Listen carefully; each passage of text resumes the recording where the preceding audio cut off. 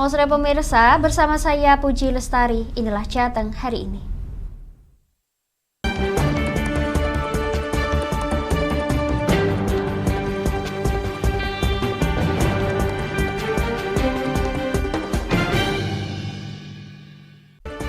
Si Jago Merah meluluh lantakkan pasar Losari dan pos polisi di Kota Brebes.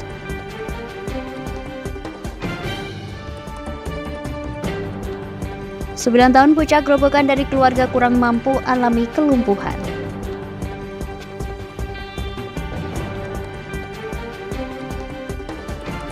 Sejumlah alutsista dipamerkan di Jalan Pancasila, Kota Tegal.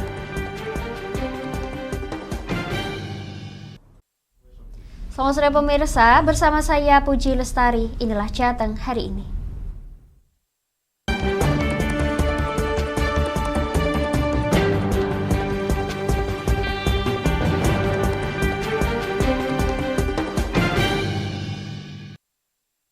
Pemirsa, Racana Ki Ageng Penjawi Sekolah Tinggi Agama Pati kali perdana gelar bedah sejarah Ki Ageng Penjawi dengan menghadirkan peserta dari luar anggota Racana.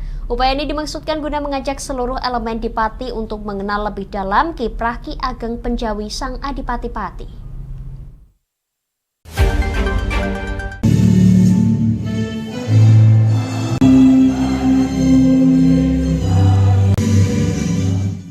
Penerimaan tamu Racana Ki Ageng Penjawi Sekolah Tinggi Agama Pati tahun 2023 tampil beda. Tahun ini bedah sejarah Ki Ageng Penjawi digelar dengan mengundang mahasiswa di luar anggota Racana.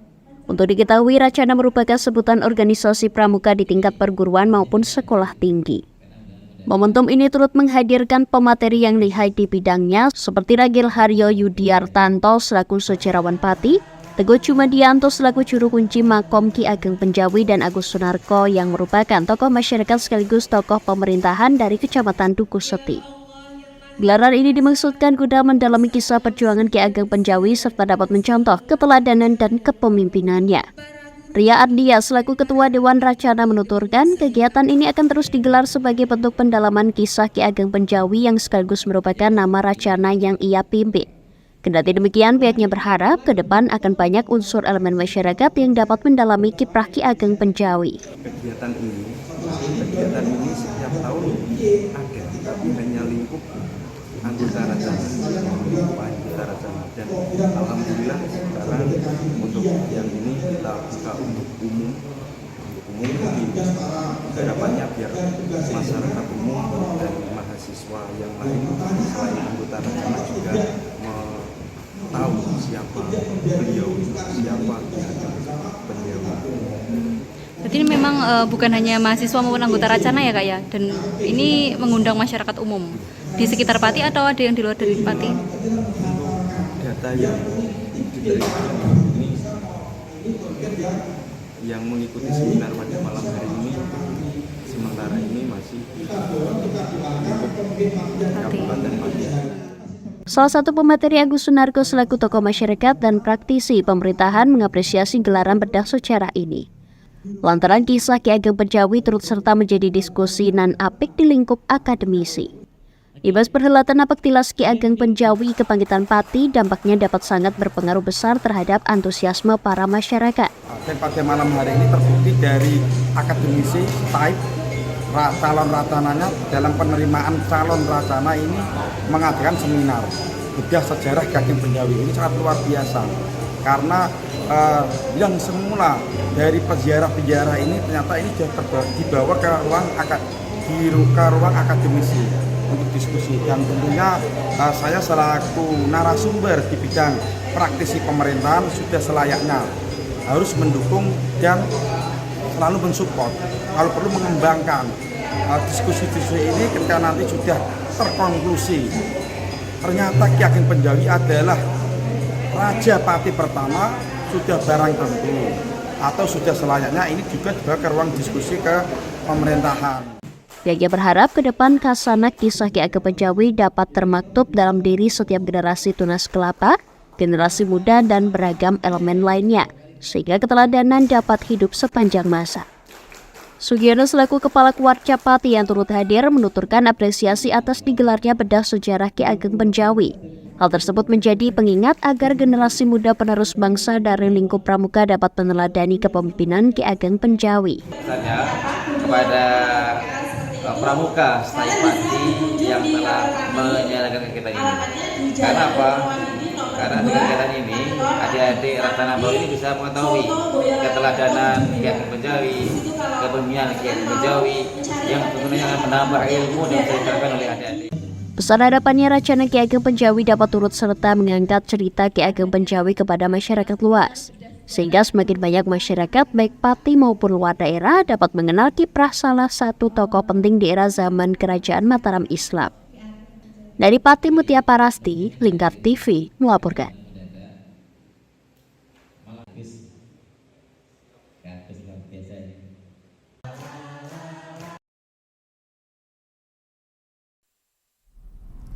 Pemirsa, setelah beberapa hari diadakan sidak beras oleh Pemkab Rembang, ternyata pedagang masih mengeluhkan menurunnya pasokan dan pembelian.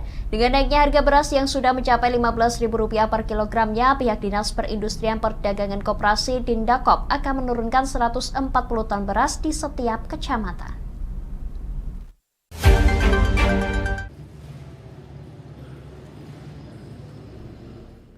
Mahfud selaku Kepala Dindakop Kabupaten Rembang mengatakan harga beras premium saat ini sudah mencapai Rp15.000 per kilogramnya. Dengan harga segitu, kondisi saat ini sudah tidak normal karena melebihi harga eceran tertinggi atau HET. Untuk menstabilkan harga, pihaknya akan mengadakan operasi pasar dengan menggandeng Bulog. Sebanyak 140 ton beras juga akan diturunkan di setiap kecamatan. Sedangkan untuk cadangan beras di Rembang saat ini aman hingga Maret 2024, yakni sebesar 5.500 ton. Di gudang baik itu Bulog ataupun di beberapa pengusaha ini aman lah. Jadi cadangannya kalau dihitung sampai dengan Maret 2024 kita aman 5.500. Kita akan melaksanakan rencana istilahnya operasi pasar kalau dulu ya, sekarang istilahnya SPHP. Itu nanti kita rencanakan bekerjasama dengan Bulog dan pemerintah kecamatan.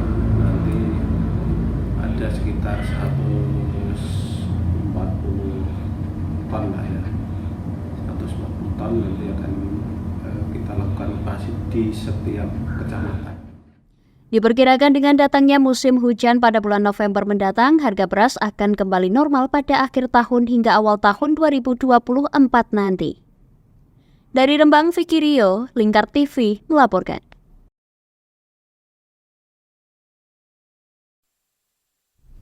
Pemirsa, kebakaran pasar tradisional kembali terjadi di Kabupaten Brebes. Kali ini puluhan kios dan lapak di Pasar Losari ludes terbakar.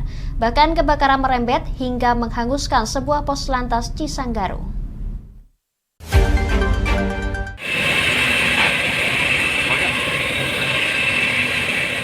Kebakaran Pasar Losari di Kabupaten Brebes terjadi pada Sabtu malam. Kebakaran pertama diketahui oleh warga yang melihat kobaran api dari lorong pasar di bawah Jalan Pantura. Kemudian kebakaran tersebut merembet ke puluhan ruko dan lapak lainnya di Pasar Losari. Tidak hanya itu, kobaran api juga menghanguskan pos lantas Cisanggarung milik Polres Brebes. Penjabat Bupati Brebes Urip Sihabudin yang meninjau lokasi mengatakan, kebakaran menyebabkan 22 lapak dan 4 kios terbakar. Bahkan data dari pihak Desa Losari Lor, Kecamatan Losari, kebakaran menyebabkan kerugian mencapai 885 juta rupiah. Beliau nanti menyesuaikanlah dengan dipandu oleh Pak Kades Losari Lor untuk menatanya sementara. Nah, yang kedua kita juga memperhatikan betul karena ini sebuah musibah.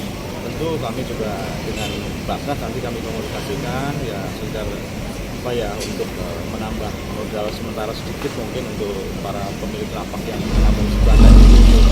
Tapi yang lebih penting sebetulnya untuk nextnya, untuk kedepannya. Yang untuk kedepannya memang karena ini kemungkinan, ini masih kemungkinan, masih dalam kemungkinan berapa dari korsleting arus listrik, mungkin nanti besok kita akan rapatkan secara khusus untuk penanganan kedepannya kaitan dengan masalah pemanfaatan lorong itu yang pertama, yang kedua kaitan dengan penataan ulang untuk jaringan listriknya termasuk kios-kiosnya. Sementara Kapolsek Losari AKP Sodikin mengatakan bahwa hingga saat ini masih dilaksanakan penyelidikan untuk mengungkap pasti kejadian kebakaran. Tim Lab 4 Polda Jawa Tengah akan diterjunkan ke lokasi kejadian kebakaran untuk melakukan identifikasi penyebab kebakaran. Untuk sementara kita akan sudah koordinasi dengan lapor, kita sudah koordinasi dengan IDEN untuk melaksanakan kegiatan olah TKP. Jadi untuk sementara lokasi kebakaran kita tutup dengan polis lain, diharapkan masyarakat ataupun pedagang yang ada di situ tidak masuk ke lokasi karena kita masih menunggu konfirmasi dari lapor Semarang. Polisi telah memasang polis lain di lokasi kebakaran baik di pasar maupun di pos lantas Cisanggaru. Dari Brebes, Gus Fadilah, Lingkar TV melaporkan.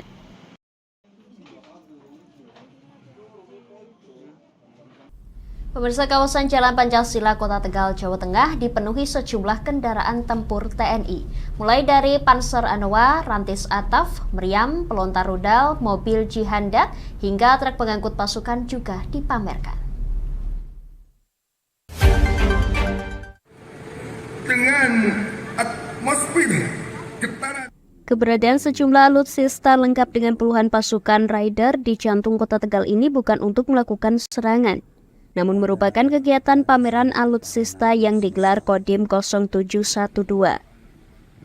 Selain kendaraan tempur, ikut dipamerkan berbagai jenis senjata serbu otomatis TNI baik dari matra darat, laut maupun udara. Pameran yang digelar dalam rangka HUT ke-78 TNI dan HUT ke-73 Kodim 4 Diponegoro bertujuan untuk mendekatkan TNI kepada rakyat. Maksud khusus dari saya sebagai komandan Kodim adalah mengedukasi ke masyarakat, termasuk juga anak-anak, karena saya lihat di Kabupaten Tegal ini tidak pernah ada pameran alutsista yang melibatkan TNI khususnya, baik itu matra darat, laut maupun udara. Harapannya dengan adanya pameran alutsista ini dapat merubah pemikiran anak-anak ataupun remaja yang ada di sini bahwa setiap yang dilakukan oleh TNI kegiatannya adalah bermaksud untuk kepentingan masyarakat sendiri dan untuk menghilangkan kesulitan rakyat sebelumnya. Jadi TNI hadir baik itu darat, laut dan udara merupakan inovasi, dan inovasi bukan untuk menakut-nakutin ataupun menyakiti. Pameran alutsista yang pertama kalinya digelar di Kota Tegal menarik perhatian masyarakat. Tak hanya bersuah foto, warga juga diajak keliling kota menggunakan kendaraan taktis militer. Selain pameran alutsista TNI, ada juga gelaran kirap Jumat Limasan yang diikuti ratusan pelajar dengan mengarak bendera merah putih sepanjang 1.200 meter. Kirap Jumat Limasan dimaksudkan untuk meningkatkan rasa nasionalisme di kalangan generasi muda. Acara ini dihadiri Dewan Pertimbangan Presiden Habib Lutfi bin Yahya. Dalam tausiahnya, Habib Lutfi berpesan agar senantiasa menjaga persatuan kesatuan dan terus menumbuhkan cinta tanah air. Dari Tegal, Gus Fadilah, Lingkar TV melaporkan.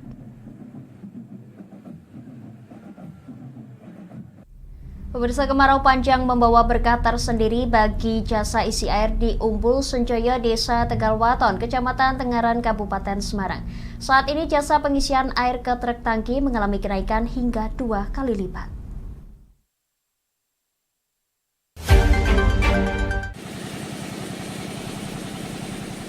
Beginilah suasana pengisian air di Umbul Senjoyo, Desa Tegalwaton, Kecamatan Tengaran, Kabupaten Semarang, ramai dengan kendaraan truk tangki air bersih.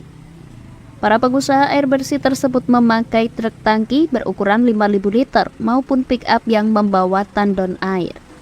Kenaikan permintaan air bersih dimulai sejak 3 bulan lalu. Biasanya dalam sehari hanya 10 mobil pengisi air, namun kini bisa mencapai 30 mobil per harinya. Pendistribusian air bersih tidak hanya di wilayah Kabupaten Semarang, namun juga di beberapa daerah seperti di Boyolali hingga Kabupaten Grobogan. Truk-truk tangki, ada truk biasa dikasih toren, itu rata-rata semuanya mayoritas dari Purwodadi, Wonosamudro, Wonosegoro, bahkan sampai yang Kenjuwangi nggih, daerah Kabupaten Boyolali bagian utara, termasuk ada daerah-daerah yang ke selatan seperti Ngampel dan sebagainya demikian. Kalau kenaikannya terhitung mulai 1-2 bulan yang lalu, karena agak terhenti karena pembangunan jalan ini memakan waktu 1 bulan. Kalau sebelum kemarau ya, sebelum kemarau itu biasanya 10 sampai 15. Lah kalau saat ini mungkin bisa sampai mencapai 20-30 tangki dalam satu hari, satu malam nggih. Jadi kami tidak menjual air, yang perlu dipahami itu nggih.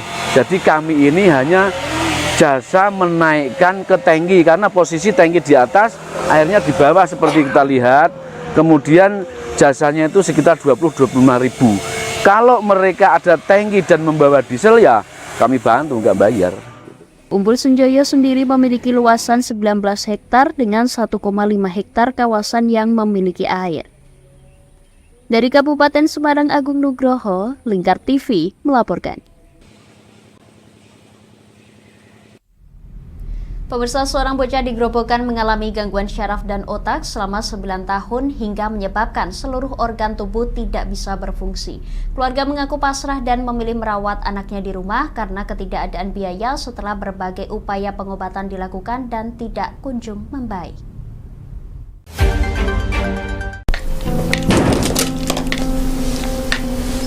Ragil Reval Saputra, bocah laki-laki berusia 13 tahun, anak pasangan Kayono dan Sulasih, warga desa Bendoharjo, Kecamatan Gabus, Grobogan, Jawa Tengah, telah terbaring dengan kondisi tubuh seperti ini selama 9 tahun.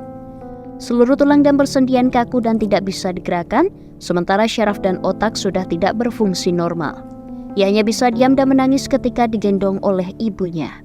Bahkan untuk menyuapi anak keduanya, Sulasi harus ekstra hati-hati karena mengalami kesulitan saat mengunyah atau menelan. Ragil mengalami gangguan syaraf dan kelumpuhan otak sejak berusia 3,5 tahun. Menurut Sulasi, awalnya kondisi anak keduanya tidak menunjukkan tanda-tanda penyakit atau gangguan syaraf. Namun setelah minum susu, tiba-tiba ia muntah dan disertai kejang-kejang. Kedua orang tua Ragil kemudian membawa ke Rumah Sakit Panti Rahayu Purwoda di Grobogan, Jawa Tengah selama beberapa hari. Selama dirawat di rumah sakit, kondisi fisik Ragil semakin menurun dan sering pingsan, sehingga orang tuanya memilih membawa pulang ke rumah saja. 2 hari setelah dibawa pulang dari rumah sakit, Ragil baru bisa siuman dan kondisi tubuh Ragil mengalami perubahan drastis. Seluruh syaraf dan tubuh menjadi lemah, mata juling, respon otak tidak berfungsi, serta postur tubuh tidak normal. Ketika melihat kondisi anaknya, Sulasi sesekali mengeluarkan air mata karena melihat penderitaan anaknya. Awalnya saya itu ambil kayu di hutan, habis itu pulang saya langsung nyusu dia. Habis nyusu saya masuk mau masak nasi, belum selesai udah muntah-muntah, enggak sadar udah. Sempat diperiksa juga? Iya, terus dibawa ke RS Yakum 4 hari di sana enggak sadar, 4 hari. Terus saya bawa pulang 2 hari di rumah baru sadar tuh nangis terus tiap hari. Kalau dari dokter ngomongnya penyakit apa? Bilangnya saraf. Saraf? Iya. Itu awalnya jatuh atau gimana? Enggak ada gejala apa-apa? Enggak. Mula-mula normal ya? Oke. Rian niku. Jadi awalnya mual-mual gitu? Iya, muntah. Terus ibu selama ini sudah diperiksaan kemana saja? Ke Purwodadi aja. Purwodadi aja? Setelah itu enggak ke rumah sakit lain? Atau enggak. Ini dibawa ke orang pintar aja. Terus saya bawa ke Kalimantan juga di sana. Ke alternatif orang pintar gitu kan. Tapi enggak ada perubahan juga. Kayak gini aja. Karyono dan istrinya kemudian membawa Ragil ke pengobatan alternatif dan orang pintar ke Kalimantan, namun tetap tidak mendapatkan kesembuhan. Karena kondisi keuangan yang sudah tidak ada, mereka kemudian memilih pasrah dan merawat anak keduanya di rumah dengan kondisi seadanya. Penghasilan kerja sebagai pekerja kasar di perantauan juga tidak bisa mencukupi untuk biaya pengobatan. Uang yang dikirim Karyono sebulan sekali hanya cukup untuk memenuhi kebutuhan sehari-hari. Ditambah lagi, Karyono dan Sulasi harus merawat anak pertamanya yang juga terbaring di tempat tidur sejak beberapa bulan lalu karena mengalami patah tulang rahang akibat kecelakaan. Menurut keterangan Dinas Kesehatan Grobokal, Ragil Revan Saputra mengalami gangguan cerebral palsy atau kelumpuhan otak dan syaraf yang diawali dengan mual muntah dan kejang-kejang. Keterlambatan dalam upaya pengobatan membuat kondisi Ragil sulit untuk dilakukan penyembuhan. Pihak keluarga berharap untuk upaya penyembuhan kembali serta bisa memiliki kursi roda untuk anak keduanya. Dari Grobogan, Eko Agung Suryanto, Lingkar TV melaporkan.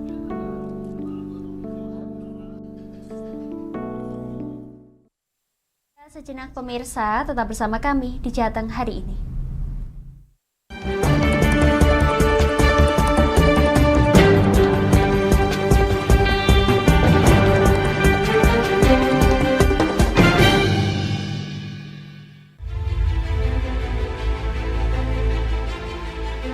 Memberikan pinjaman uang kepada saya dengan bunga 8% per bulan. Membedah opini narasumber, menggali lebih dalam untuk mendapatkan perspektif baru yang lebih faktual. Masalahnya, nota perbaikan kapal itu semua ada di saya. Kenapa Tomo bisa menunjukkan? Demi mendapatkan informasi yang solutif dan terpercaya. Dalam Bedah Opini, setiap Rabu jam 11 siang hanya di Lingkar TV.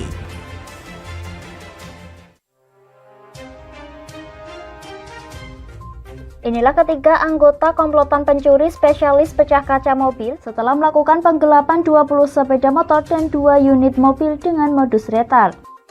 Merangkum semua peristiwa sebagai berita yang penuh fakta. Bersama Puji Lestari, saksikan Jateng hari ini setiap Senin hingga Sabtu jam 4 sore hanya di Lingkar TV. Bersama saya Galus Karginanti dalam Sapa Jateng Lingkar TV. Melintas di daerah Sukolilo dikejar sama petugas bea cukai, ketangkap. Membahas dan menyuguhkan beragam potensi dari berbagai daerah di Jawa Tengah, ditemani narasumber-narasumber handal di bidangnya. Pencegahan dari awal mulai dari perilakunya, perilaku hidup bersih sehatnya juga harus dijaga seperti itu. Kami siap menyapa Anda dalam Sapa Jateng. Setiap Selasa jam 11 siang hanya di Lingkar TV.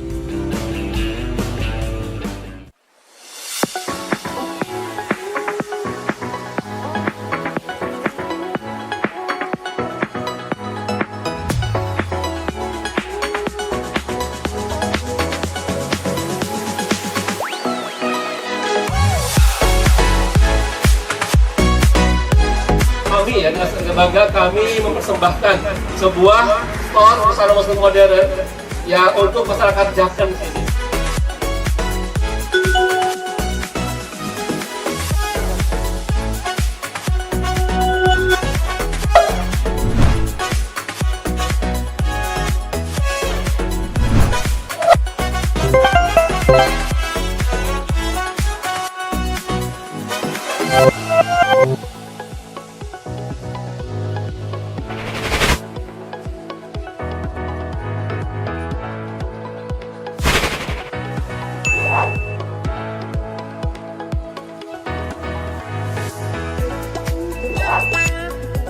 Assalamualaikum warahmatullahi wabarakatuh. Saya Dwi Mas Sony Pambudi dari Nibras Corporation mengucapkan selamat dan sukses atas grand opening Nibras House ke-607 yang berlokasi di Kecamatan Jaken, Kabupaten Pati. Mudah-mudahan dengan dibukanya Nibras House ini membawa manfaat yang seluas-luasnya untuk masyarakat Pati dan sekitarnya. Assalamualaikum warahmatullahi wabarakatuh.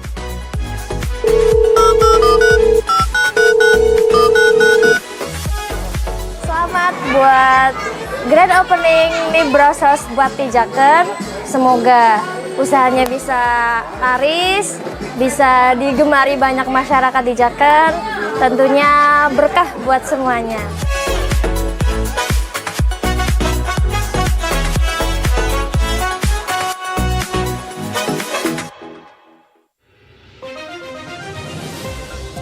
Modus kedua pelaku ini berpura-pura kehabisan bahan bakar kendaraan. Setelah pelaku dibantu, mereka kemudian melakukan kekerasan dan mengambil paksa sepeda motor korban. Saat tiba di lapangan terbang Okbab, rombongan langsung dihadang 5 orang yang mengaku sebagai anggota KKB. Yakni melakukan bujuk rayu kepada korban yang merupakan santriwati pada momen kegiatan belajar mengajar khusus. Menyajikan informasi-informasi hangat dan terpercaya bersama Kabar Indonesia setiap Senin hingga Sabtu jam 7 pagi hanya di Lingkar TV.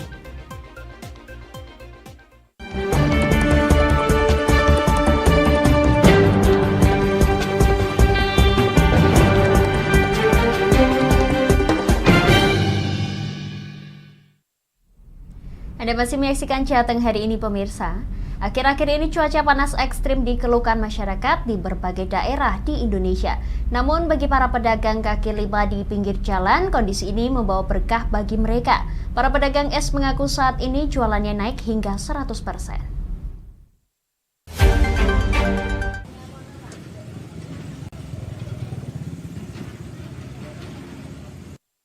Akhir-akhir ini banyak ditemui penjual es kaki lima menjamur, mulai dari booth portable hingga berkonsep elegan dengan ruangan ber-AC. Mereka bersyukur fenomena El Nino justru membawa keberkahan tersendiri bagi mereka, pasalnya penjualan mereka naik hingga 100%. Sebelum dampak dari kemarau panjang yang ekstrim ini, mereka hanya mampu menjual rata-rata 200 cup per harinya. Sedangkan saat ini mereka mampu menjual 400 cup bahkan lebih. Salah seorang penjual es teh kaki lima di Kaliori Rembang, Wahyu mengaku, panas ekstrim ini membawa keberkahan tersendiri. Pasalnya, penjualnya mampu menembus 400 cup lebih per harinya. Musim di panas yang ekstrim ini sangatlah berkah buat penjual es. Karena soalnya banyak yang minat dan banyak juga pembelinya. Di sini sekitar 250 lebih itu buat yang teh, kalau buat yang lainnya beda lagi. Kalau yang basic, yang rasa-rasa itu jarang, cuma ya laku juga. Soalnya panas ekstrim ini sangatlah semua ya laku semua lah. Tapi paling laku teh. Kalau ini kalau dari sini biasanya dari Rembang paling jauh. Kedatangan juga ada, terus dari bagian selatan juga ada. Ia juga menambahkan bersyukur karena musim panas ini membawa keberkahan bagi dirinya dan penjual es lainnya. Dari Rembang, Fikrio, Lingkar TV melaporkan. Pemirsa, bagi Anda yang ketinggalan update Jateng hari ini, kami telah merangkumnya dalam Flash News CHI berikut ini.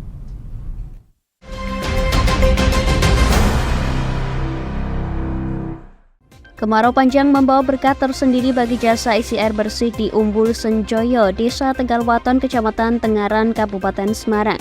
Saat ini jasa pengisian air di truk tangki mengalami kenaikan hingga 2 kali lipat.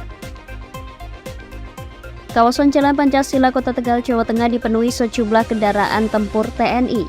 Mulai dari Panser Anoa, Rantis Ataf, Meriam, pelontar rudal, mobil jihandak hingga truk pengangkut pasukan juga dipamerkan.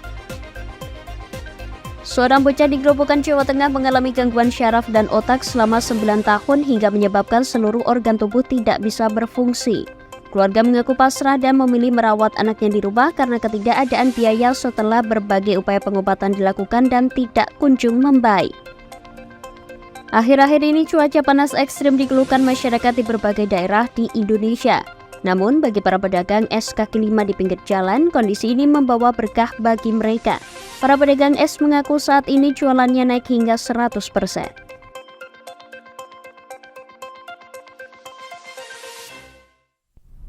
Demikian Jateng hari ini pemirsa, saya Puji Lestari dan kerabat kerja bertugas mengucapkan terima kasih atas kebersamaan Anda. Selamat sore dan sampai jumpa.